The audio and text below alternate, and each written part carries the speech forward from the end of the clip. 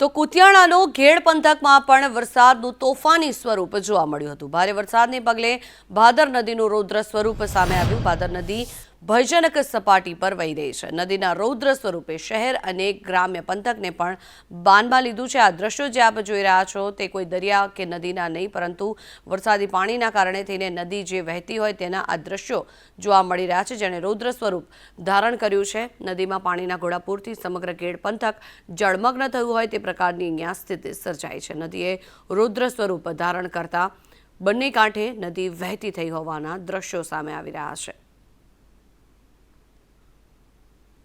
આ ભાદર નદીના દ્રશ્યો છે। પોરબંદરની આ ભાદર નદી કે જેમાં બે કાંઠે આ નદી વહેતી થઈ છે। ઉપરવાસમાં થયેલા સતત અને ભારે વરસાદને કારણે થઈને નવા જળની આવક થઈ છે અને નવા નીરની આવક થવાને કારણે થઈને ભાદર નદીની ભયજનક સપાટી પર આ નદી વહી રહી છે।